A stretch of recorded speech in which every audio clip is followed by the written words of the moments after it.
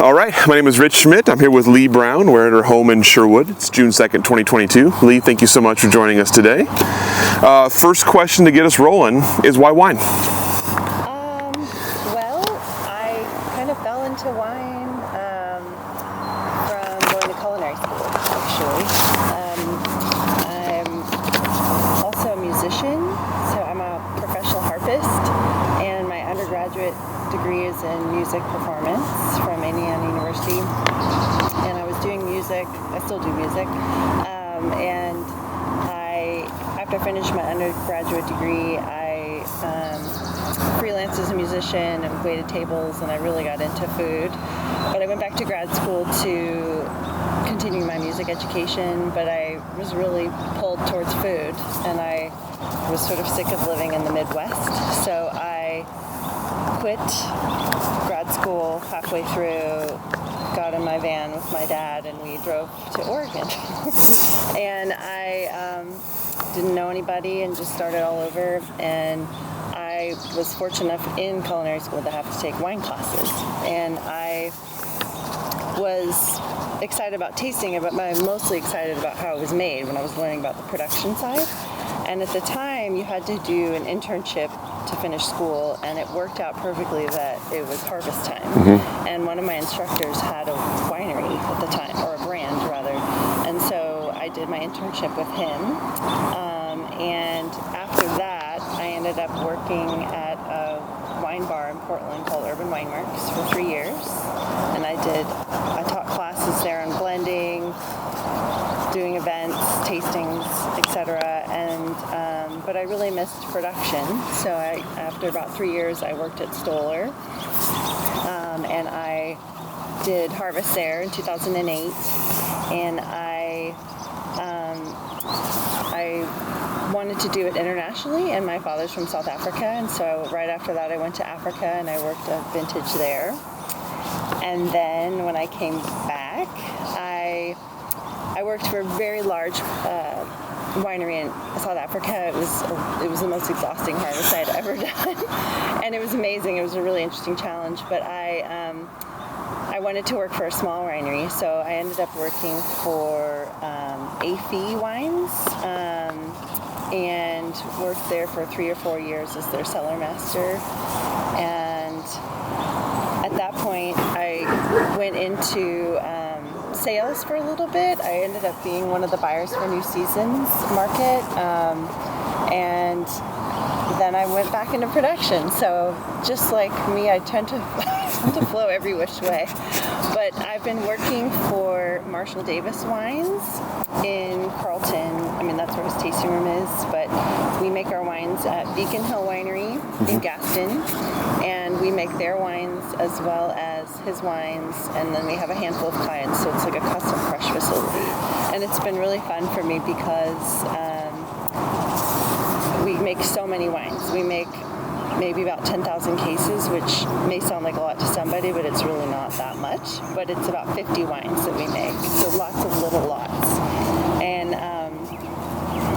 it's just fun because, again, we get to experiment with all different varietals. We get fruit from Oregon, from Washington, from all over the place. And my boss, along with my family, encouraged me to start my brand, which I did. So that's kind of how I got into wine, was really through food, actually.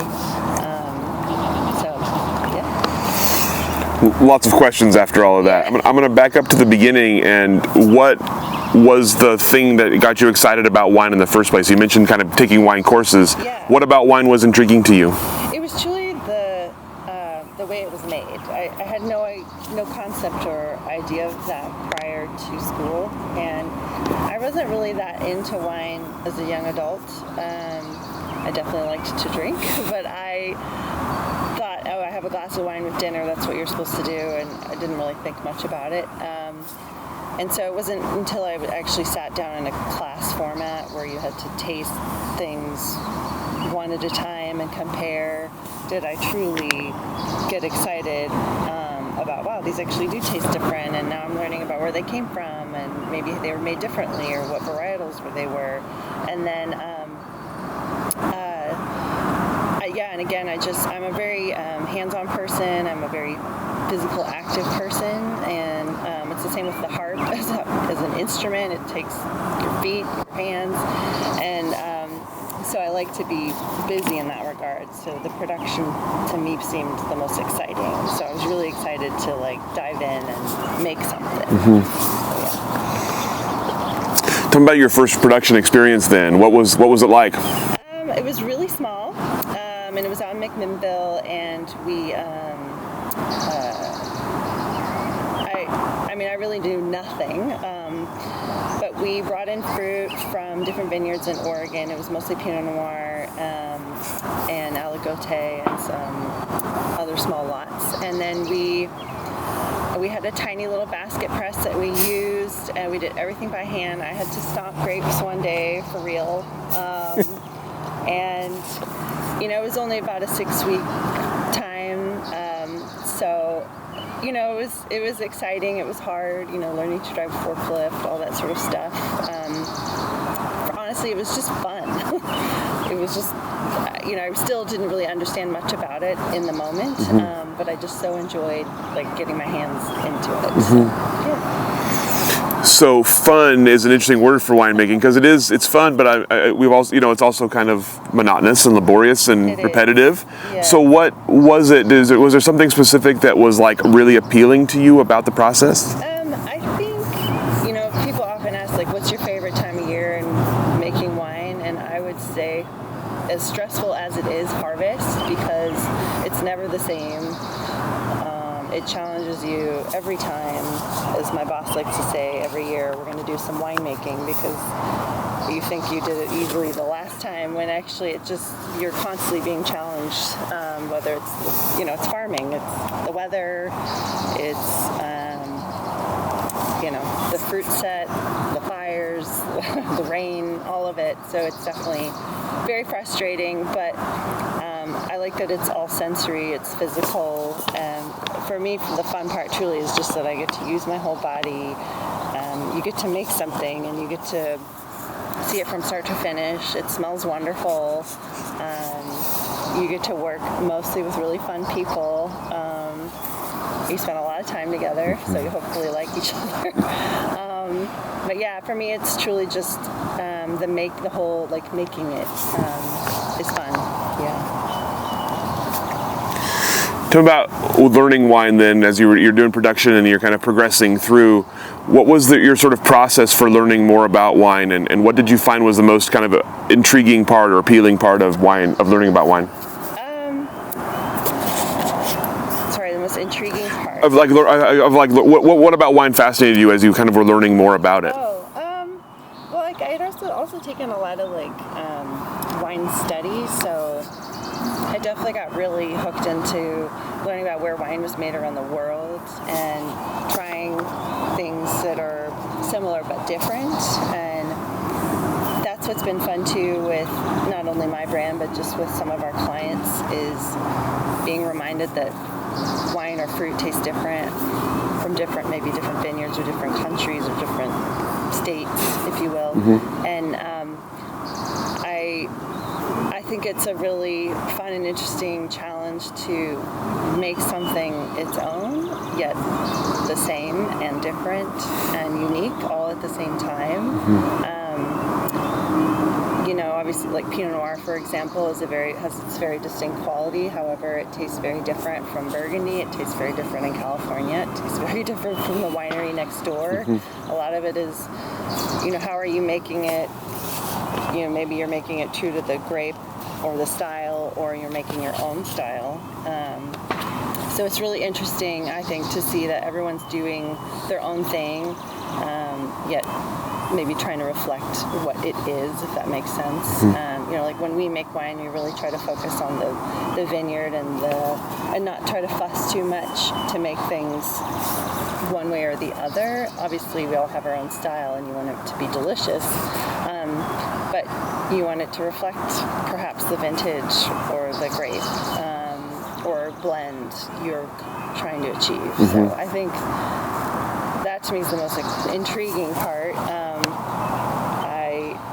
I would say too, it's important, and what I like to do is to try to make it something that I think is delicious.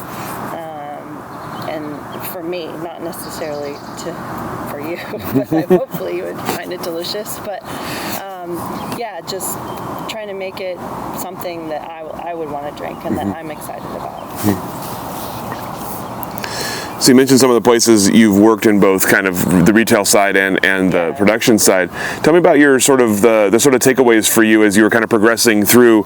What were you learning along the way, and what were you kind of developing? What did you take away from the places you worked? I really enjoyed. Sorry, my allergies are like really making noise.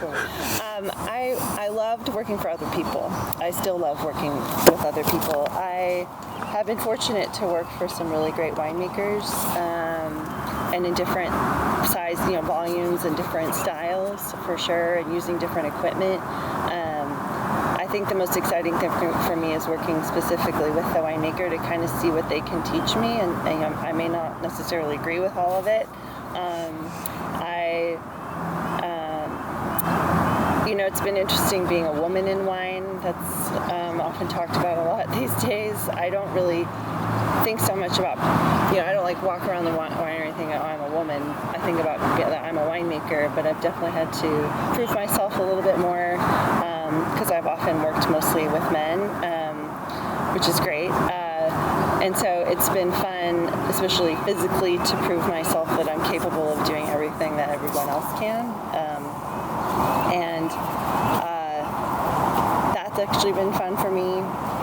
When I worked for Howard of AP Wines, it was a really cool experience because I was at August Cellars just down the road. Mm-hmm. And similar to where I work now, which is like a custom crush facility, however, it's just me and my boss. There it's a bunch of winemakers, and you're sharing equipment, you're sharing space, and everyone has a completely different style and way they make wine. And so for me, it was just like a free way to learn or observe what everyone's doing, and try what they're making and have conversation, and that was just really fun for me. It was great. It was challenging for sure. It's hard to share, but it was fun.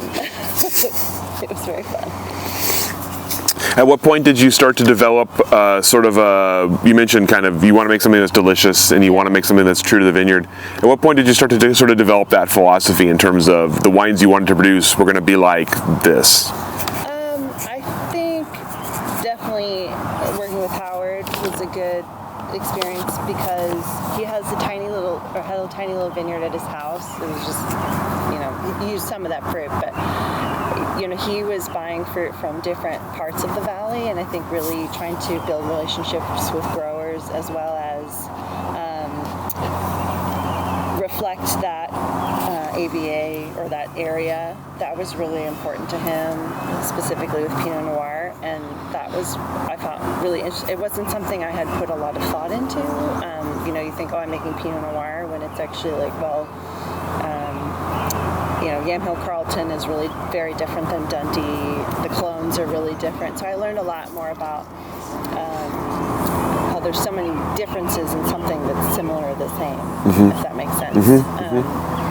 So that was a really great experience. And then just moving along with my boss, Sean Davis, has been great too, because he has his own vineyard, yet he buys fruit, Pinot Noir and Chardonnay, from a lot of different vineyards out here.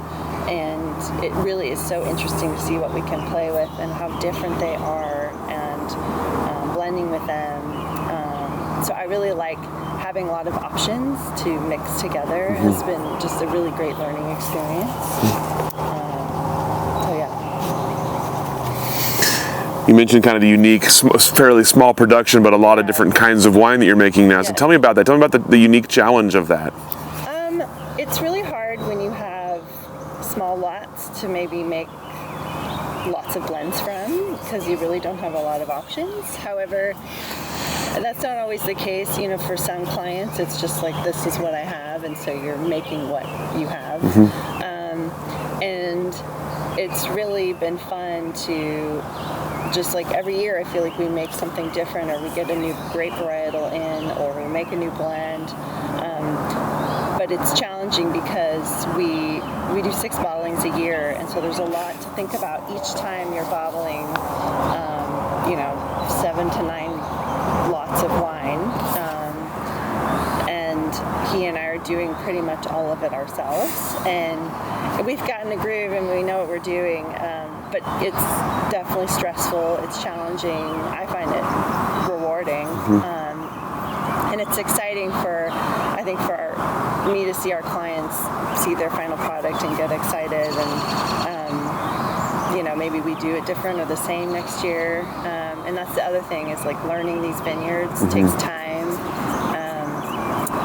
There's constant challenges. I've learned that with my brand. My brand is very young, and so I'm still learning my vineyards, learning the style that I'm going for, and so you can't like make it today and then make it tomorrow. You got to wait a year, and then there's the whole vintage itself is a challenge. So yeah, it's fun.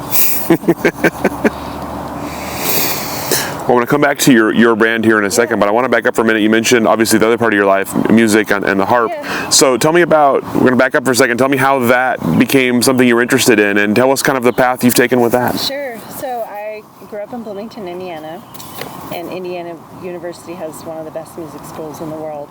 And I was fortunate that they have kind of a really good pre-college program for kids.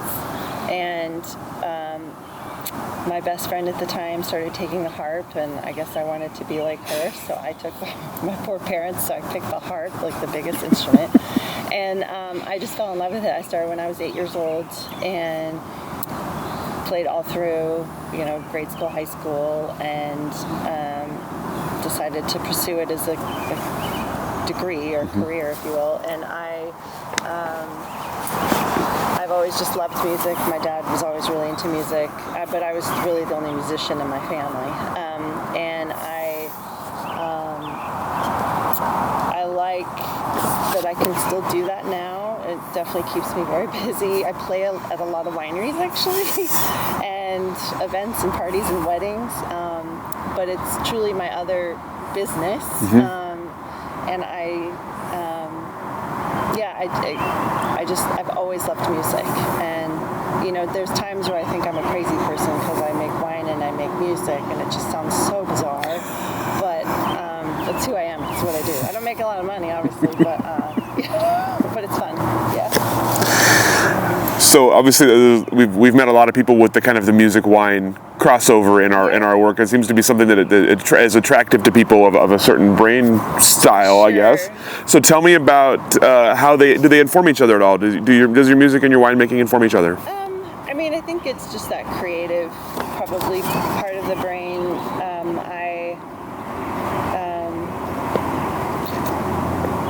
I think I've always just been more drawn to the arts and creative stuff. I'm not I was never very studious. I always liked, reading and music and playing outside kind of thing. I wasn't the smartest person, but I don't know, I think there's similarity there. I mean, we listen to a lot of music at work. It's really important to us. It kind of puts you in a good head space. It's good for, especially being harpist, where you like when I went to undergrad, you spend a lot of time alone actually practicing, like 4 to 6 hours a day, and I think it does train your brain to build confidence, to function on your own, to make your own decisions, and you have to do a lot of that in wine, or make quick decisions, quick movements. I don't know if that really answers your question. Absolutely. Yeah, I don't like sit around and think about how melodies and stuff influence my wine, but it definitely puts me in a groove in the winery when I'm thinking about it.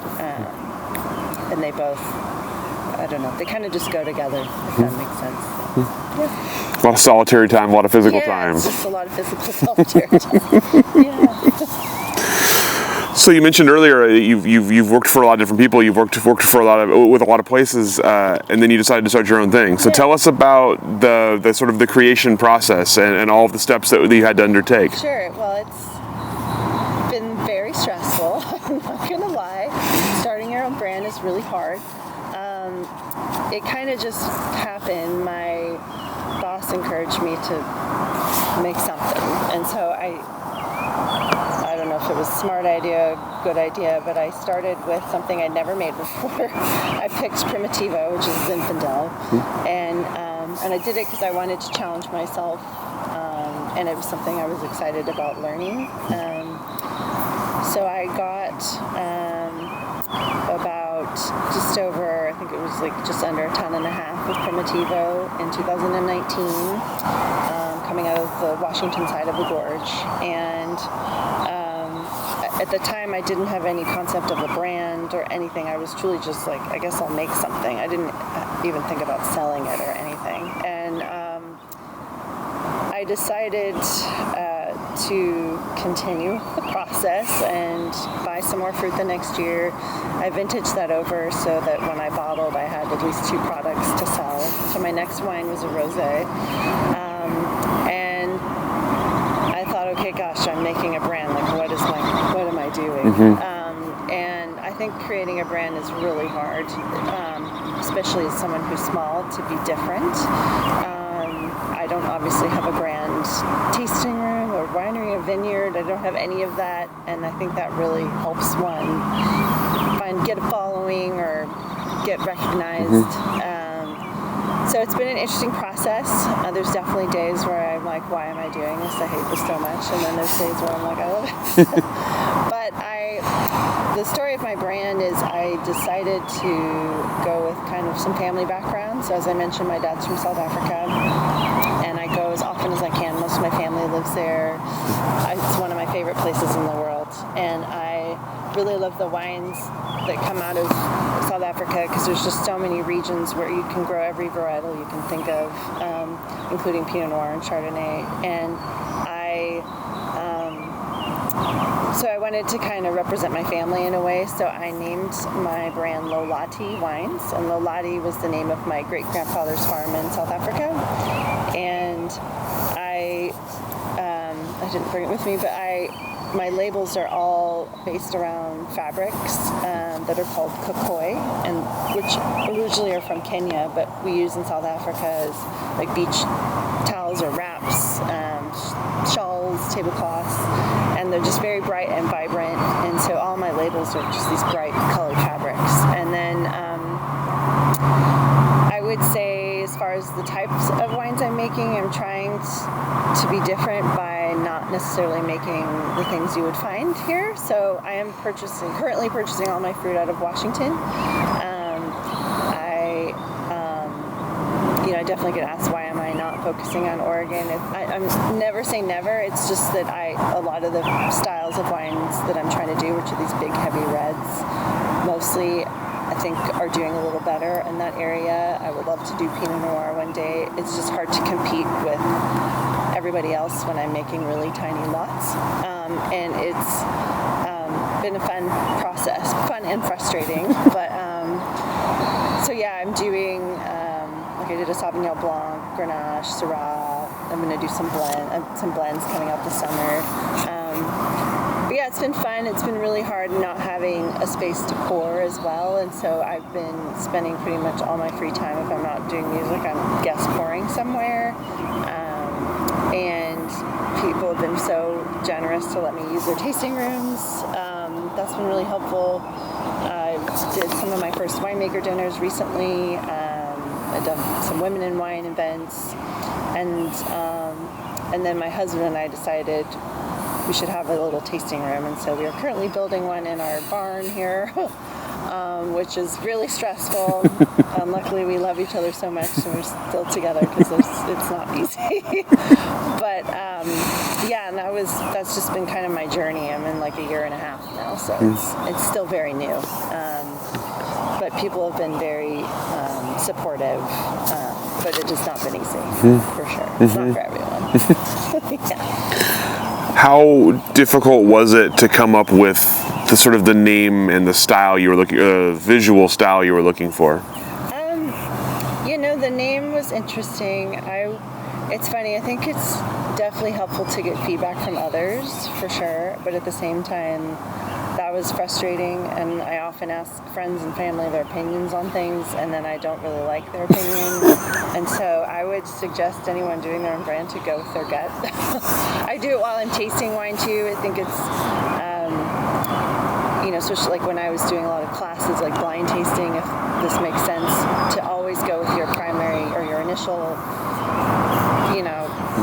tasting and perception, because the more you sit around and hem and haw, you're going to muddle everything and get confused and lost. And I think it was the same with me creating this brand. My dad had suggested the name Lolati as a family name, and my mom really wanted me to use my name, my middle name. But I really liked the name Lolati, again, because it represents my family, and it's also something that nobody else I know has.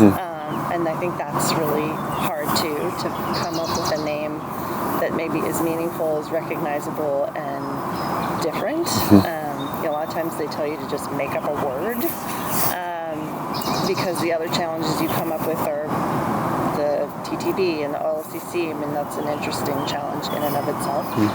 But anyway, for the brand, it actually wasn't that hard for me to come up with, and then the design itself came very quickly. I was lucky. I think also doing sales for so long and selling product, you see what comes and goes and what people purchase. And so I definitely wanted something not necessarily sophisticated, but something unique. I was actually in Mexico City sitting at a bar, and I saw a striped label, and I immediately was like, that's what I'm going to do. It made me think of the kukoi fabric, and it all just made sense. So it actually, and my designer nailed it the first time. That has actually been the easiest part, is the design and the name and the concept. It's probably a little confusing to some people about the South Africa connection, but to me it just means so much, and I think that's the most important thing. So obviously you mentioned a long history of selling wine, of pouring wines that were others. So how different is it when it's yours? I would say it's easier and it's harder. It's easier to explain because it's mine. I know everything about it.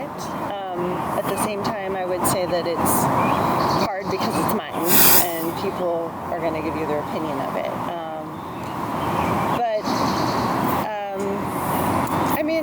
I feel pretty confident behind my product. I mean, it's not. I don't like talking about it myself.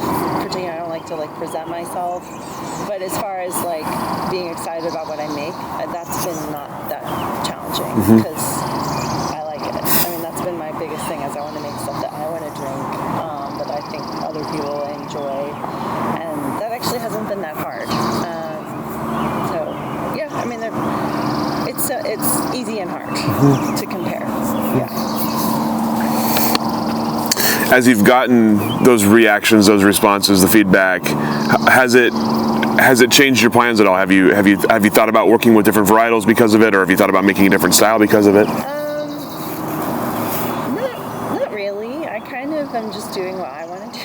I mean, I definitely get comments here and there, but it hasn't been very negative or very critical.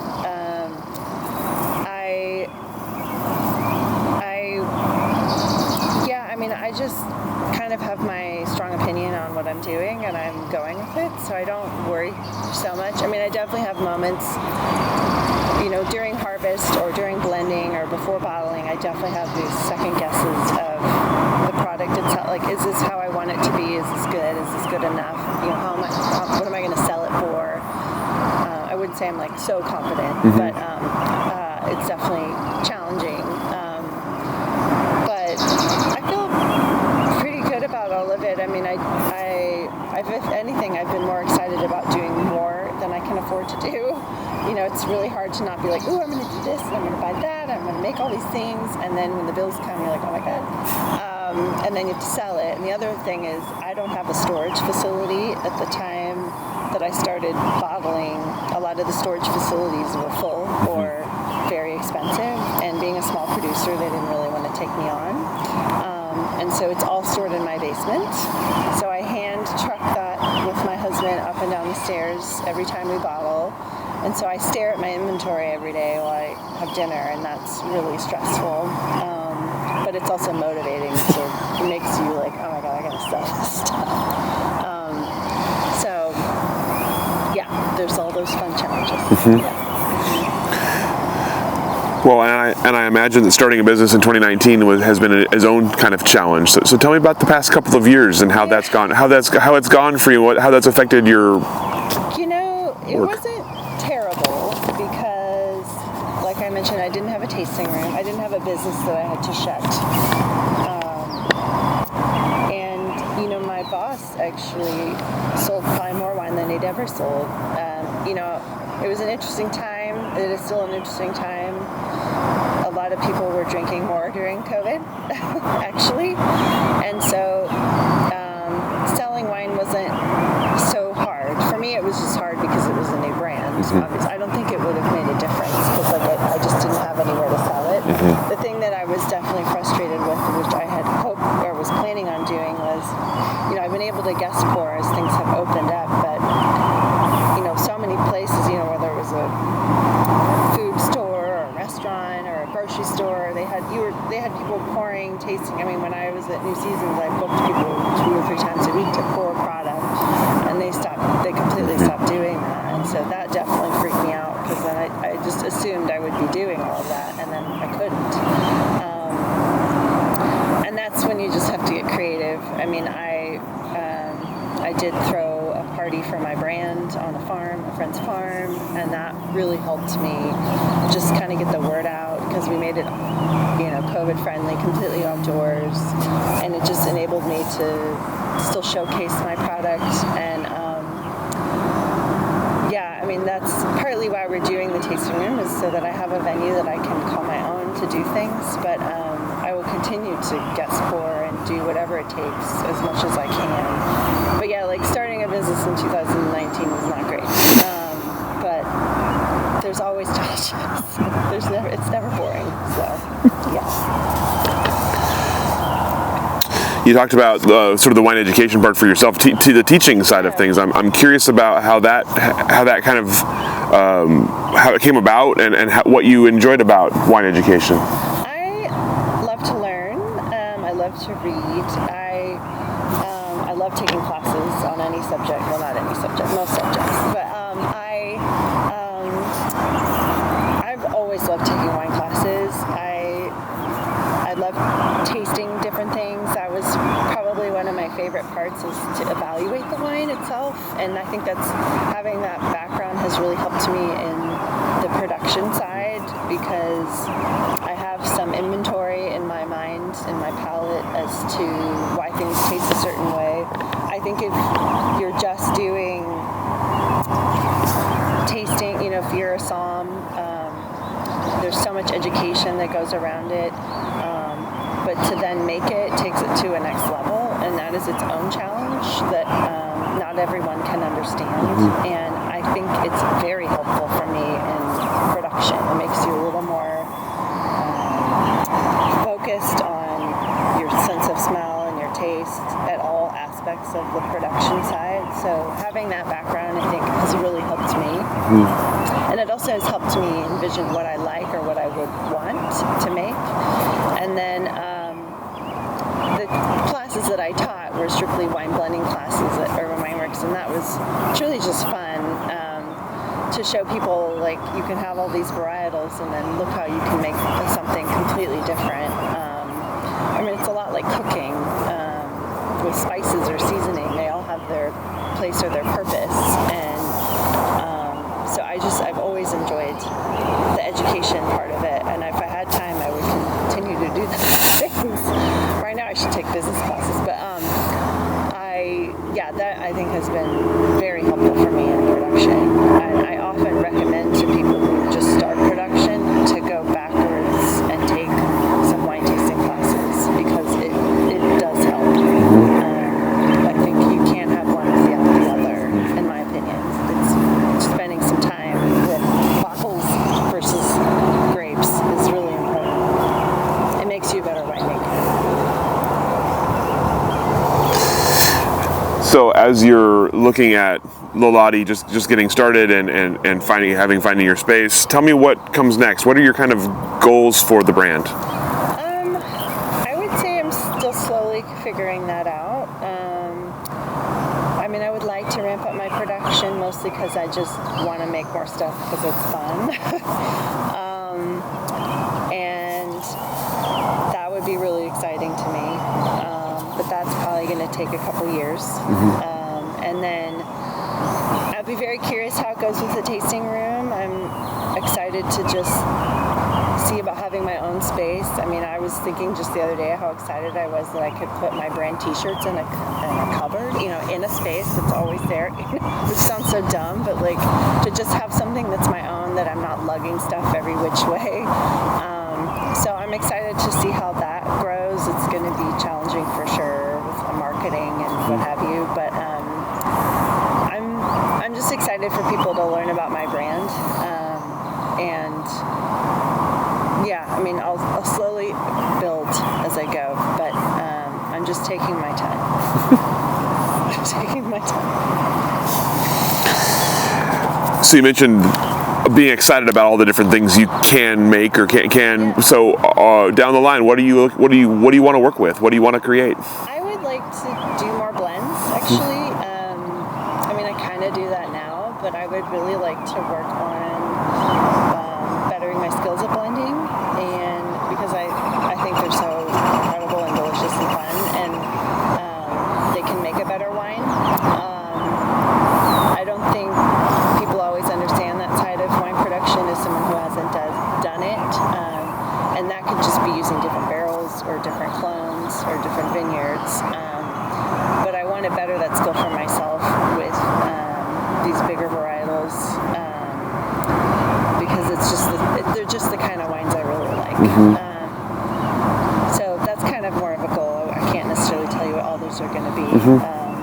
But for example, this year I'm hoping to do a Grenache Syrah Mourvèdre blend, and then a Super Tuscan, so I'm getting some Sangiovese and have some Merlot to blend with.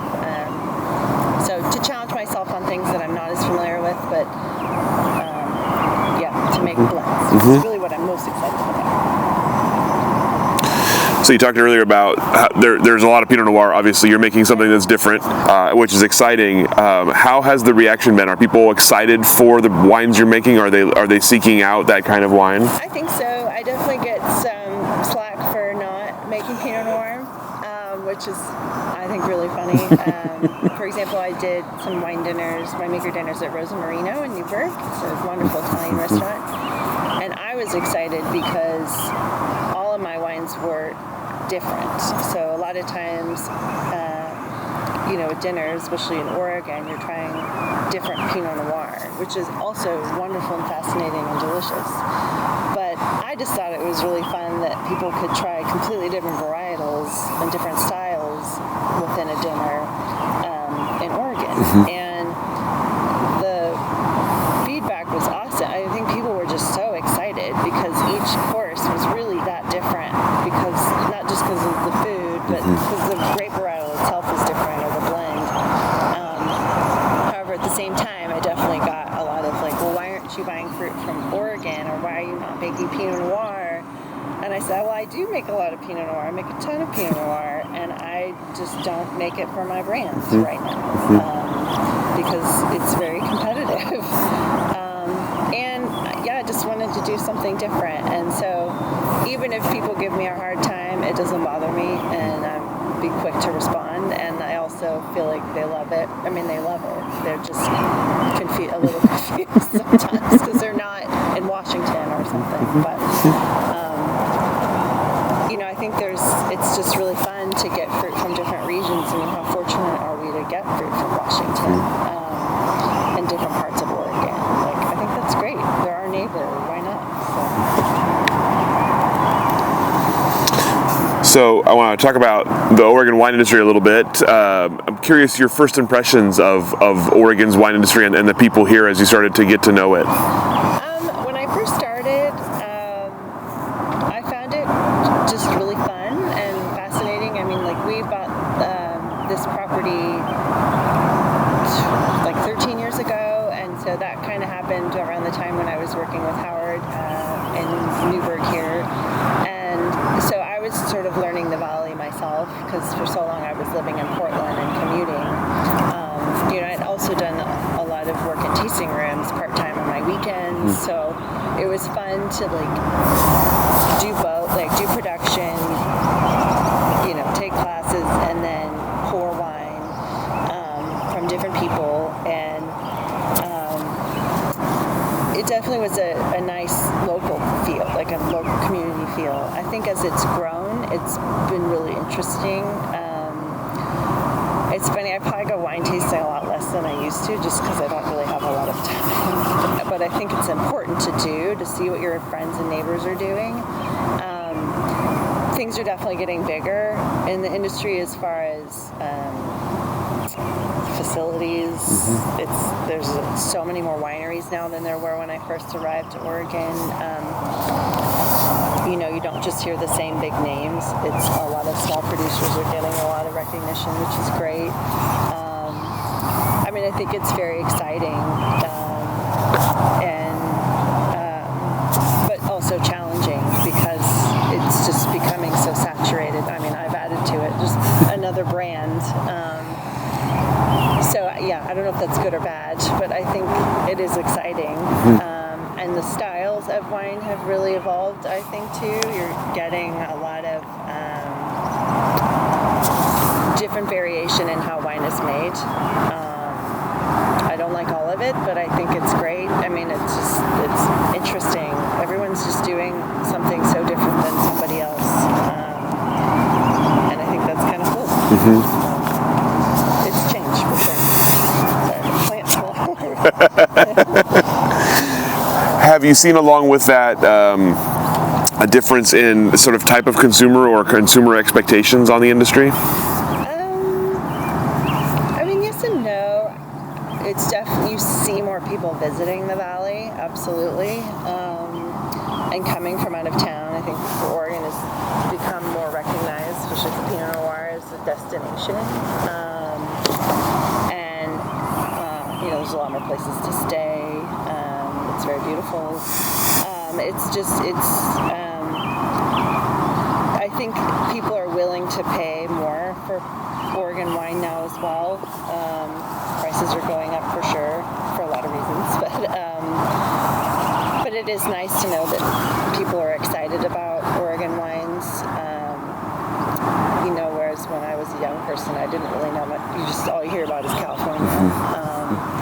And a lot of people from California are coming up here now to try the wines or move here, and so I think it's doing quite well. And I'm excited that it's not just Pinot Noir; that Chardonnay is getting much more recognition as well.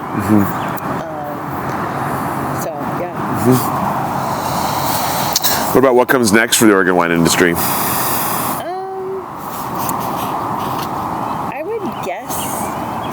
The climate's going to be a really interesting thing for this part of the country. I think you're going to see more people move here, winemakers move out here from other regions, maybe to escape fire or issues they're having in other climates. And I think it's going to be an interesting challenge for them because it is a different place. I think you're going to see more of that. I think you're going to see more big companies, big brands scoop up wineries as they've been doing.